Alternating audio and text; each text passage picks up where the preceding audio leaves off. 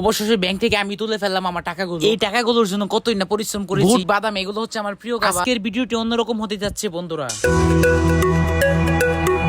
আসসালামু আলাইকুম ওয়া রাহমাতুল্লাহি ওয়া বারাকাতুহু। Welcome to my long another video. সবাই কেমন আছেন? আশা করি ভালো আছেন। আলহামদুলিল্লাহ, আপনাদের দোয়ায় আমিও ভালো আছি। অনেকদিন যাবত অনেক ব্যস্ত থাকি, তার জন্য সবাইকে আমি ভালোবাসা দিতে পারছি না ঠিকমতো। তার জন্য আজকের এই ভিডিওটা করা। আসলে কি কাজ নিয়ে এত ব্যস্ত থাকি সেটা আপনাদের সাথে সবার সাথে শেয়ার করব আমি। এখন রাত বাজে 7:45। সাইকেল নিয়ে যাচ্ছি অফিসে, রাত্রে ডিউটি। দেখতে দেখতে আমি চলে আসছি প্রায় গাজীপুর বাইপাসের কাছে। এটা হচ্ছে গাজীপুর বাইপাস রোড। তো গাইস, রাতের বেলা ডিউটি করতে গেলে অবশ্যই প্রচুর ঘুম ধরে। তার জন্য বাদাম বুট নিয়ে নিলাম, যেভাবে কে কে ডিউটি করতে পারি ঘুম না ধরে। গাজীপুর বাইপাসের মধ্যে কিছু মোবাইলের দোকান আছে। এই দোকান থেকে মোবাইলের কভার কিনতে চেয়েছিলাম, কিন্তু আমার মোবাইলের ব্যাক কভার নাই এই দোকানগুলো। ফেসবুকের অনেক বন্ধুরাই বলে এখন তো আমাকে ঠিক মতো ভালোবাসা দেওয়া। আসলে বন্ধুরা এত কষ্ট করে কাজ করে আবার দিনের বেলা মোবাইল টিপা খুবই কষ্টকর আমার জন্য। তার জন্য সবাইকে ঠিক মতো ভালোবাসা দিতে পারছি না। তাও আবার রাতের বেলা কাজ করতে হয়, তার জন্য আরো বিশেষ করে বেশি কষ্ট হয়। এদিক দিয়ে আমি চলে আসলাম আমার অফিসে। এখন আমার সাইকেলে তালা দেওয়ার পালা। তো গাইস, অলরেডি তালা দিয়ে আমি চলে আসছি আমার কাজের কর্মস্থলের জায়গায়, যেখানে আমি কাজ করবো সারা রাত। আমাদের বাংলাদেশ শিল্প দিক দিয়ে অনেক এগিয়ে আছে, যেমন সারা বিশ্বের মধ্যে 2 নম্বরে দেশ অবস্থান করছে আমাদের বাংলাদেশ শিল্প প্রতিষ্ঠানের জন্য। এই গার্মেন্টস শিল্প বাংলাদেশের অনেক আয় উন্নত করছে এবং এই গার্মেন্টস যোদ্ধারা রেমিটেন্স আনার জন্য